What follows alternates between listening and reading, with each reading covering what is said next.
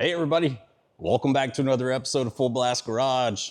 And on this one, you get to just revel in my horrible financial decisions off of Facebook Marketplace. So stick around while we see if either one of these Pontiac 455s will crank up and run.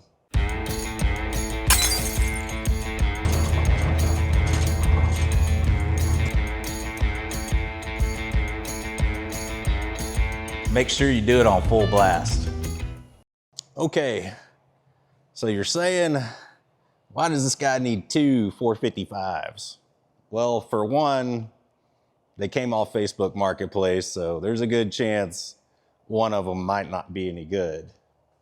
For two, I made a really bad financial decision spending $1,500 on this motor. So I backed that up with spending $500 on this one. So if you're doing like the stock market math, I got $1,000 in each engine, and that's kind of not too bad for a 455. But yeah, I don't know. This one does look dirtier. This one did have water in number one, or number two, had water in number two. This one seems fine. It turns over a little slow with all the plugs in it, but maybe it's got a whole bunch of compression. Nope, it's probably as wore out as this one. But I really just want to make sure we don't have any rod knock, main bearing noise, any weird noise from the valve train. This is going to get kind of like a Craigslist rebuild where I pull the heads, re-gasket everything, do a little dingle ball action on the cylinders, slap it back together, seal it up, throw it in the old GTO back here. And this is the 69. And if you guys haven't seen the video on us picking this one up, go back. It's one of the last ones I did. So go back, watch it. This is really cool. This thing's parked over 30 years. Kind of got the 350 that's in the car to run for a little bit, but this is the future of that car, one of these engines. So I'm gonna do the right thing for probably the first time ever and drain all the oil. And this one I've had ATF kind of soaking in the cylinders just to clean up anything that might have been left behind from the water. So I'm gonna drain the oil. Let's do the expensive motor first. I mean, let's get the heartbreak out of the way. If I spent $1,500 on, a junk engine, it's gonna make me feel a whole lot better at the end of the video if this one actually sounds a whole lot better. So let's play with the heartbreak over here, and then we'll see if we're just playing with house money. At this point, it's gonna be a free motor just sitting over here in my motor pile. But all right, I'm gonna go grab some tools and a catch can for the oil, and hopefully it is oil and no water, no milkshake. And we'll do a little oil change, and we'll start slapping together whatever I need to make this thing run. I ain't even gonna look at the spark plugs, just send them. It's got HEI, I'm sure it kept them clean. Just burn it off, burn it off. All right, doesn't everybody use an impact to loosen up their oil pan bolt? Oh, that was hand tight. Do we have any oil?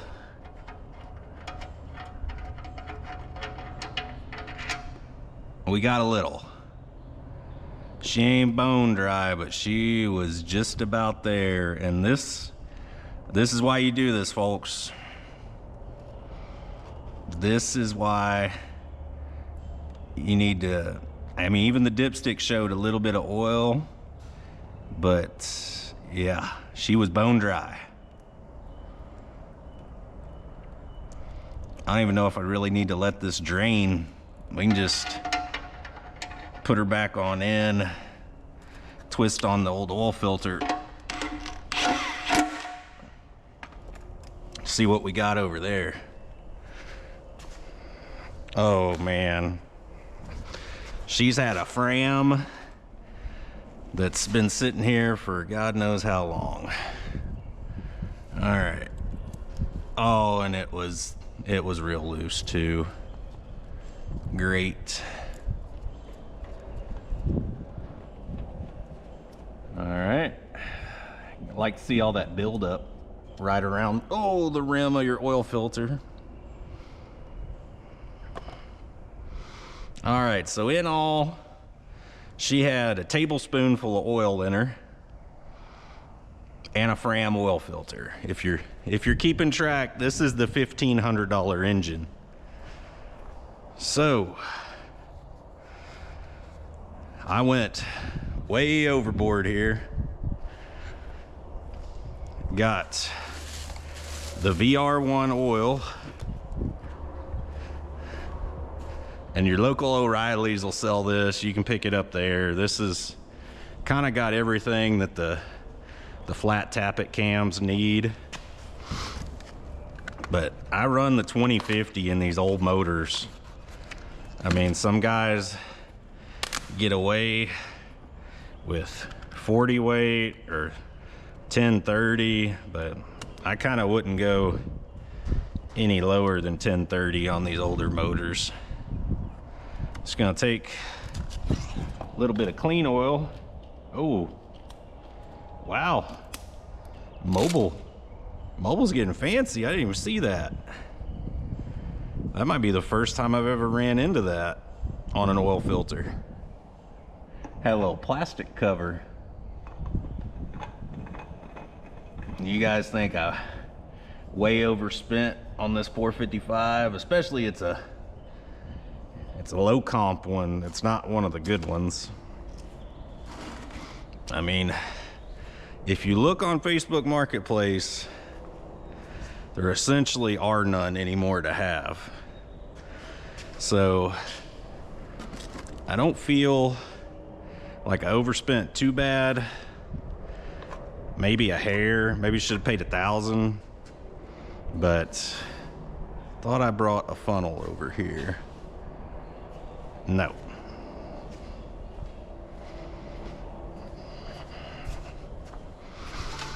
Oh.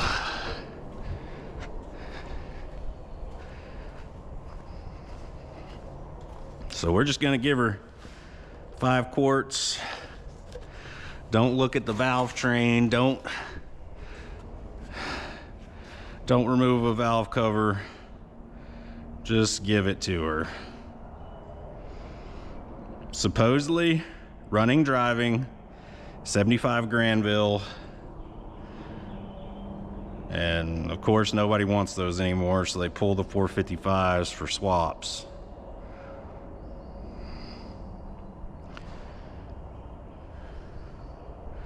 So we're gonna put 5 quarts in her, and I'm gonna show you what I do to something, these Pontiac engines, at least that I care about. That old 350 over there that's on the engine stand, didn't have real high hopes for it, so I just twisted on it. But if you're dealing with a Pontiac, Buick, or Olds motor, I'd recommend priming it. So I will show you guys the tool to prime these motors. You can either take apart an old Distributor, or you can buy this tool I got from Butler Performance. If you guys are building Pontiacs and you're not looking at what Butler is selling, kind of doing yourself a disservice. Those guys have a ton of really nice parts. I got motor mounts, all kinds of stuff from them, because those Granvilles have a different setup than the GM A bodies. So I needed new mounts. Butler had everything in high quality.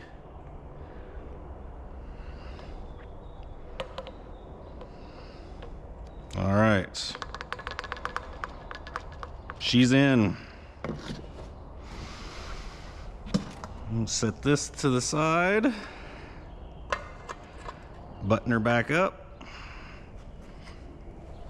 All right. So now What you're gonna wanna do, look down your distributor hole and verify where your oil pump shaft is. So I want to put this thing right back in the orientation it was so I can stab the distributor right back in the way it was also. Come on. There we go, she fell on. Now, just need to grab your drill.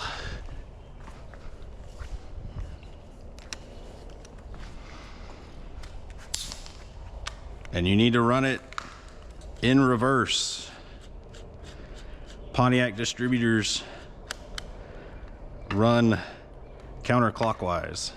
Can I do this? And you're gonna wanna get this thing, your drill, pretty tight. Just because these things, it gets quite a bit of force. I think I'm already off the shaft here. Ugh. And this HEI cap's definitely in my way.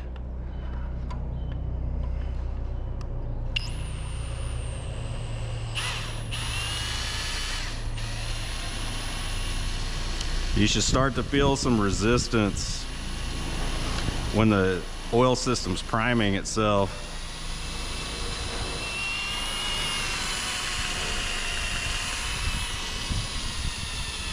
You hear it? The drill motor kind of, yeah, it's working hard. See? We're shaking the whole motor.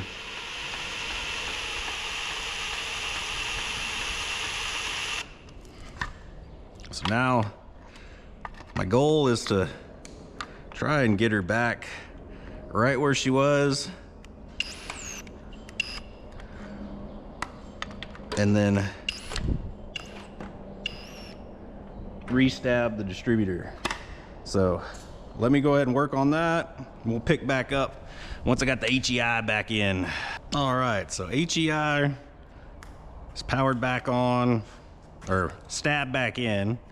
You just need to take your connector, plug that guy back in, and then you need one wire to make these things run. That's why it's kind of awesome to use on any of these things. You got one 12-volt battery connection. So just kind of look in there, make sure you're getting a good connection on it. And you can take the end of your wire, and what I like to do is use these little alligator clips. Clip it to your positive when you're ready to go, and then she's hot to fire. We just gotta put some gas down the carb. So I'll do a little once over, and then we'll try and crank this thing up. All right, everybody.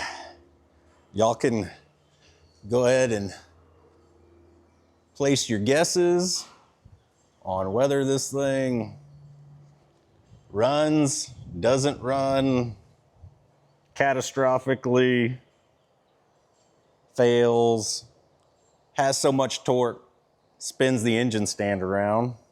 That'd be awesome. Not really though, not really.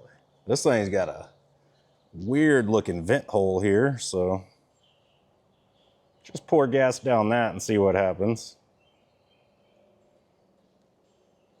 Using gas today, not brake clean. Just in case the brake clean is a little too rough. Ooh, that's a lot of gas. Hopefully she's in time. Let me grab a rag, just in case I gotta snuff something out on the top of the carb here. That was quite a bit of gas. All right, our HEI is hot. I'm gonna kind of scoot back a little bit, put myself in the line of fire of the flex plate instead of the front. Let's just kind of see what happens. I'm just doing once over, looking at everything, All the plugs and plug wires are connected. Let's see what she'll do.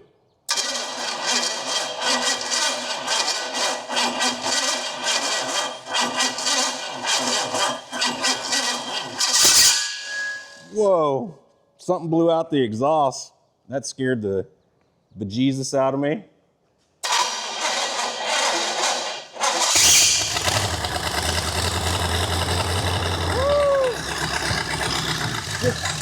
Just gonna idle. Woo!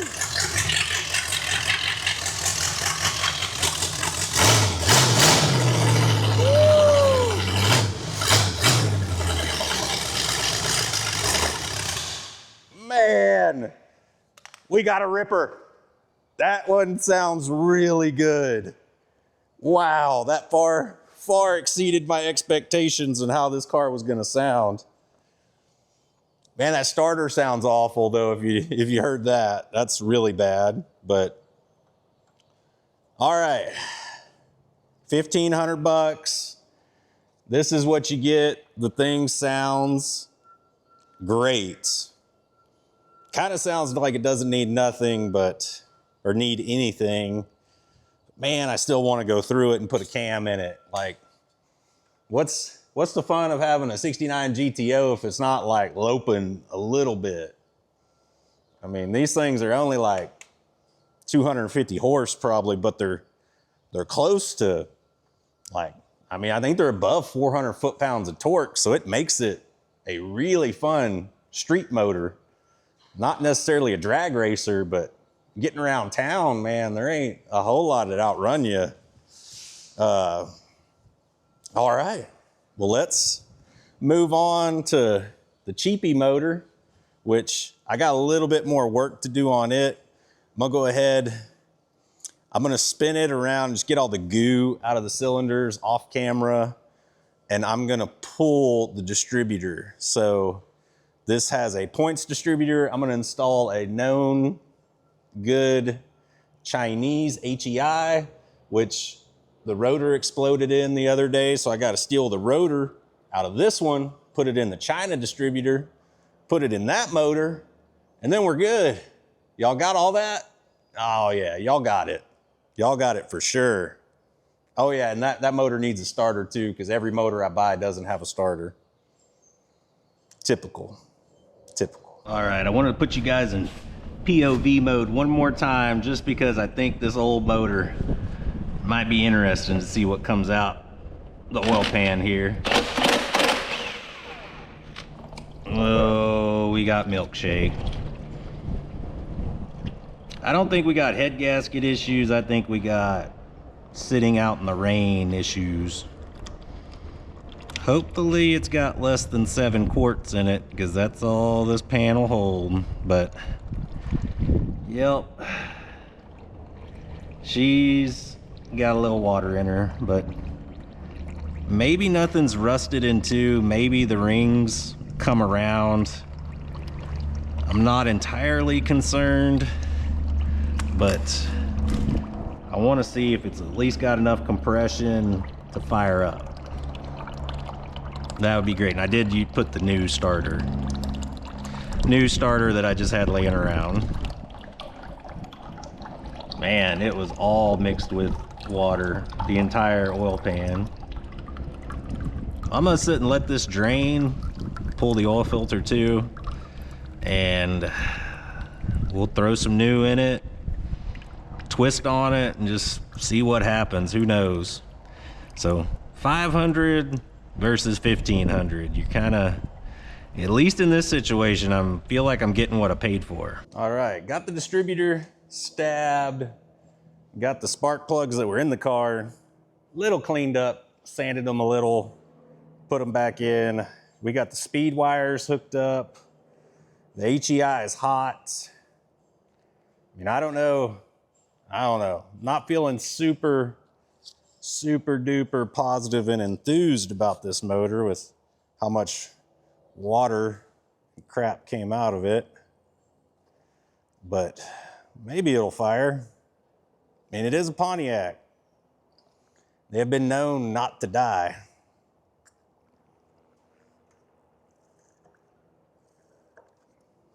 Okay. I think I got the timing right. Again, could be wrong due to the total lack of compression I was feeling, but I think I got it right. We'll see. Might have to twist on it a bit to get it perfect, but place your bets. Will the $500 Facebook Marketplace engine run? I don't know. I'm gonna step back out of the way of the flex plate a little bit. Uh-oh. I think I've come loose here somewhere.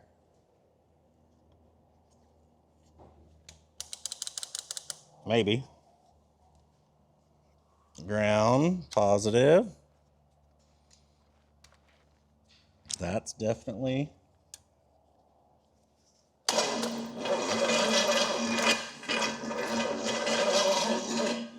Wait, what's it doing? It just kept going on its own. That was weird. Okay, now it's working right. It's like my switch just locked up.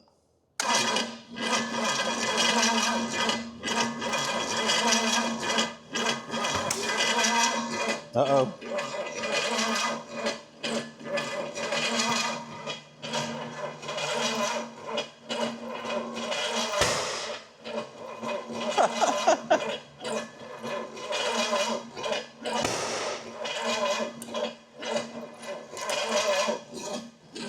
Why is it doing that?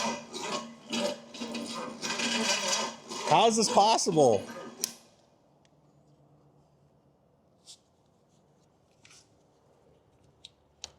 Oh, I think maybe the positive. No, that still wouldn't make it do it. Yeah, what's arcing the solenoid together? Okay, it's not doing it now. That was weird. She just want to keep going. Might have to adjust on our timing some from the sounds of it and looks of it. Can't tell if we're advanced or retarded or what. Let's try advancing. That'd be turning it counter or clockwise. Woo, God, that scared me. I think that's worse. We might be way out.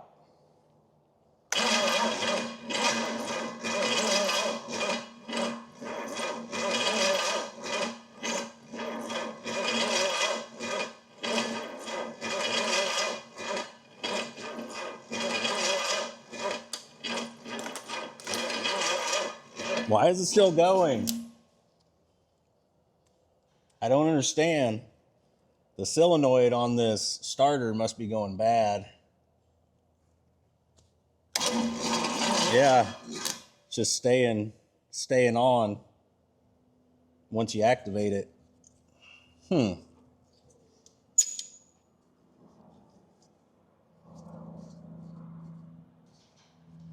Definitely get some heat going through the ground cable.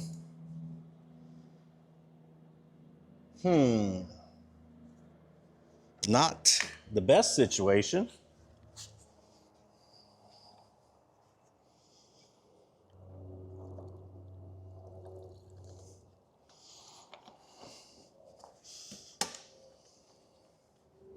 All right, try a little more. Man, this starter, it might be on its last leg.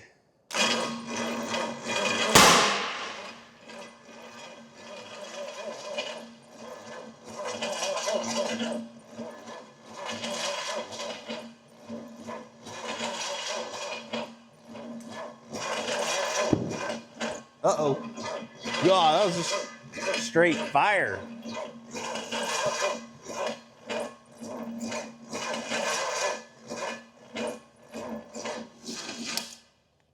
All right. Let me investigate some more on the timing here. see what I can do. All right, I went, kind of adjusted on the timing. I think I got number one where it needs to be. There's such little compression. It's honestly very hard to get it right. So let's get her gassed up. We'll twist on her one more time. Okay, HEI is hot. And I put a different starter on it because that other one, it's got to be bad. Has to be. All right. Stand out of the blast zone here.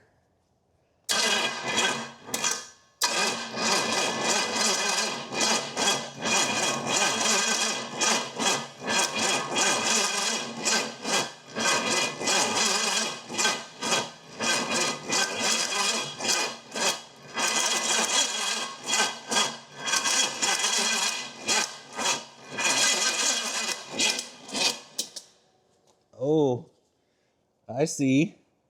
We're arcing. Arcing right there. All right, hopefully not touching anything now. Still, yeah, we're not great shape. Man, all right, let me see if I can put something in there to keep that from arcing. Well, I think we're switching to Go Juice. We've graduated.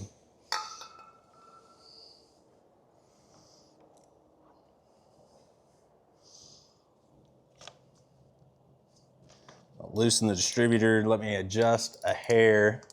Just see if adding a little advance, if it likes it or not. All right, come on.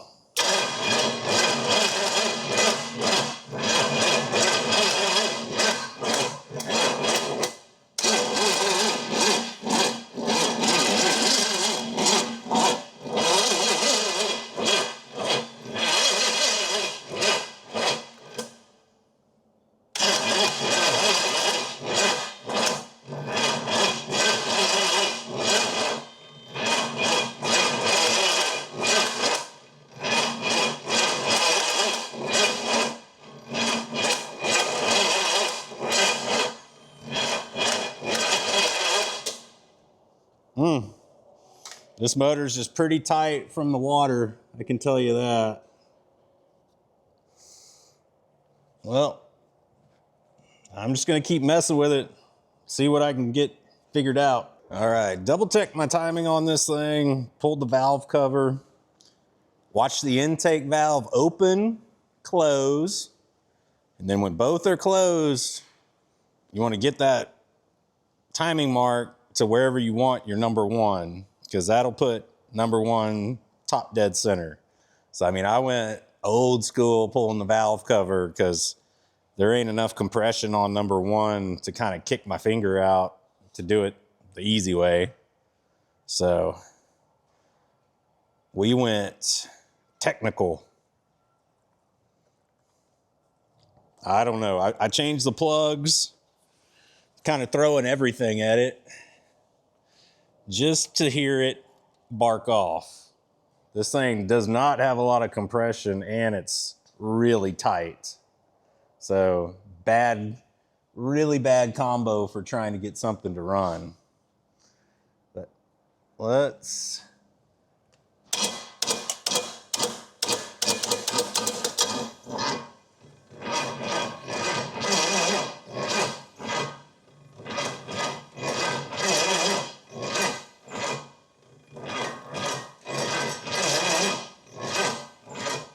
I hear weird sounds like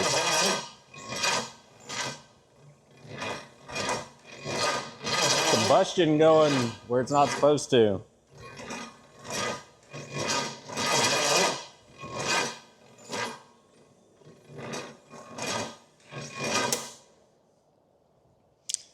Wonder, I mean, the timing chain has to be there.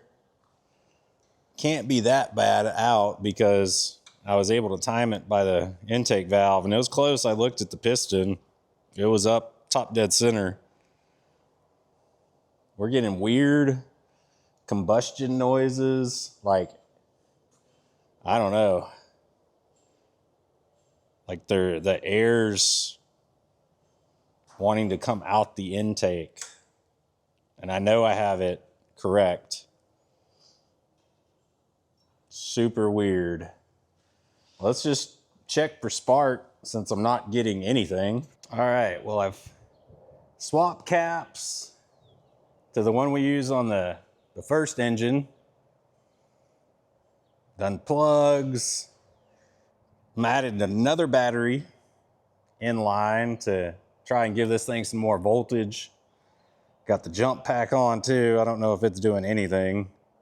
But this is kind of last shot to get this thing running. I think we just about cooked our starter.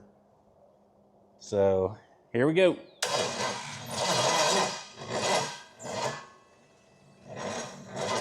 Yeah.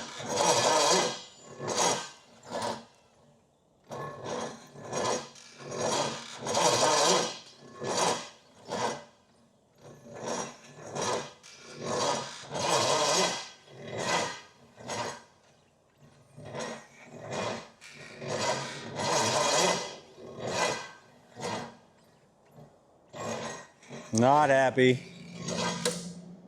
All right, well, I'm gonna pull the valve cover on the passenger side, just see if there's anything super strange under that. Well, actually, no, I'm not.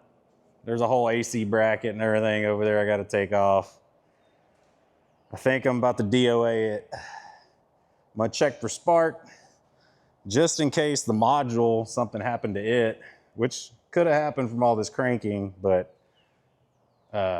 not really helping with the slow crank.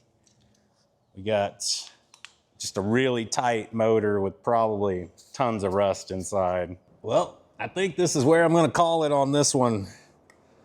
I changed distributor, plugs, wires, everything I could. What I think is happening, the rings are so stuck, we're getting like a blow-by situation, and there's oil coming into the number one hole, and I'm sure other holes also. Like I ran the motor just now with all the plugs out, and there's still just goo coming out. So I think it's kind of hydrolocking, and that's probably from having water in it, and all the pistons or the piston rings are froze to the pistons.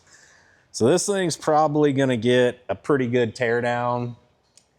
I didn't see anything on the cylinder walls that scare me that this thing's not rebuildable, and then probably cheaply rebuildable. I think I'll trailer it up to the house, pressure wash it down, this one too, and it'll get kind of pushed to the side for now because I'll need to focus on the good engine, you know, get it kind of ready to go in the car and call it a day.